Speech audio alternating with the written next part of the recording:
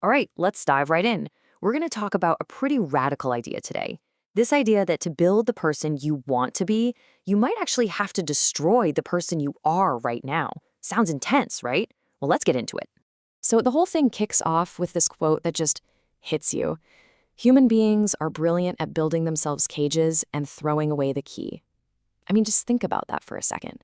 How many of us are living in a cage that we built ourselves? We lock the door, we toss the key, and then we spend our lives wondering why we feel so trapped. And this leads to what our source calls the tunnel mindset. You know that feeling, right? That voice in your head that just says, well, this is it. This is just how life is. So we stay in jobs we hate or relationships that are draining, all because we've convinced ourselves this is the only tunnel, the only path there is. But here's the thing we have to ask. Is it really? Okay, so first up, the cages we build. Let's really dig into this. What do these cages we build for ourselves even look like? And more importantly, how do you start to see the bars when you've been living behind them for so long? And here's maybe the biggest, thickest bar on that cage, this whole idea of talent. We tell ourselves, oh, I'm just not talented enough to do that. And boom, we quit before we even start. But the argument here is that talent is totally overrated. It's a trap. The real key to breaking out, it's not some gift you're born with. It's discipline. Which brings us perfectly to our next big idea. Discipline over talent. Seriously, if you want to break free, you've got to grasp the incredible power of just choosing discipline instead of sitting around hoping talent is going to magically show up and save the day.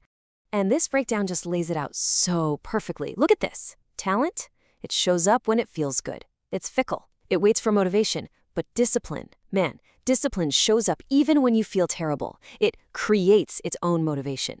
Talent might be a gift, but discipline, that's a choice. It's the engine you build yourself, not some lottery ticket you're just hoping to find. So how do we mess this up on a daily basis? Well, the source has a great term for it, stacking L's, stacking losses. Think about it.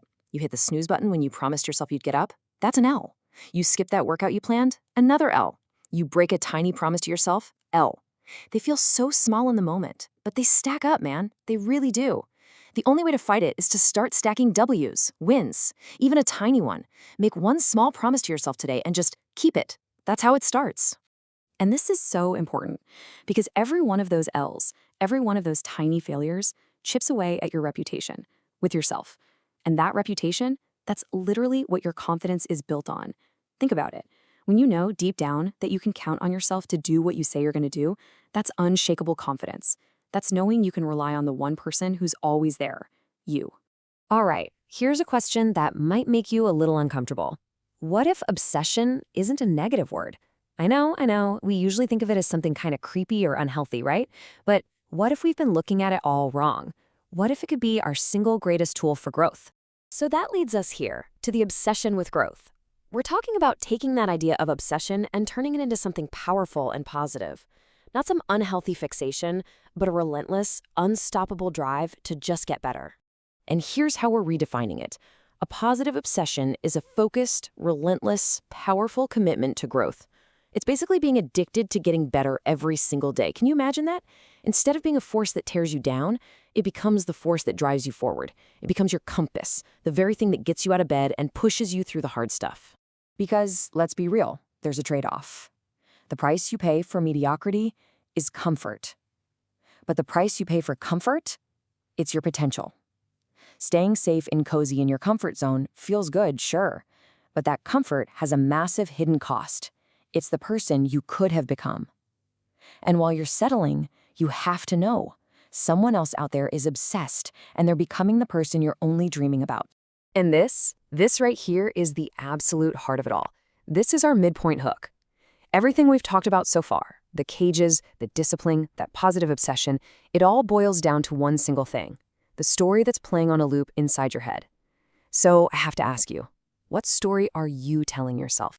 Because here's the secret. You're not just a character living out a pre-written story. You are the author.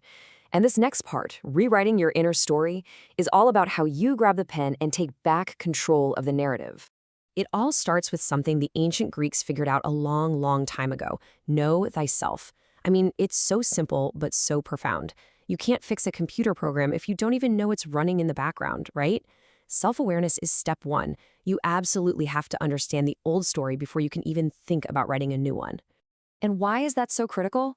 Get this, according to the source, a whopping 95% of who we are by the time we're adults is just a set of unconscious programs.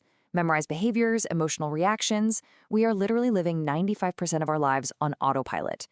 So the first, most important step is just to wake up, to actually take a look at the code that's been running your life without you even knowing it. But here's the most empowering part of this whole thing. You have the power to grab the pen back from your past. Your history doesn't get to write your future. You can take that pen and decide right now that the story of who you are, what you're capable of, it all starts a brand new chapter. Today. Okay, so how do we make this new story actually stick? It's not enough to just think about it. The source gives us this really simple 3-step process. First, you learn it with your head. You get the knowledge. Second, you have to apply it with your hands. You have to do the thing. And finally, through enough action and repetition, you come to know it in your heart. It just becomes who you are. It goes from thinking to doing to just being. Now, as you start on this journey, you're going to run into a really important question you have to ask yourself. And it's all about the difference between being interested versus being committed. And believe me, this distinction is everything. Look at the difference here. If you're just interested, you'll do what's convenient.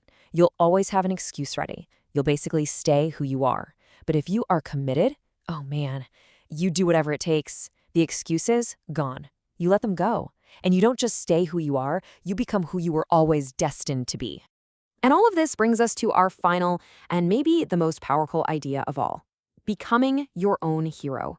All this hard work, smashing the cages, building that discipline, rewriting your story, it's all for one reason, so you can finally step up and be the main character in your own life.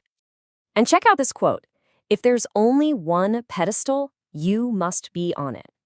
Wow, just let that sink in. It means stop looking for heroes outside of yourself. The person you should admire most, the role model you should be chasing, is the absolute best version of you. That's who goes on the pedestal.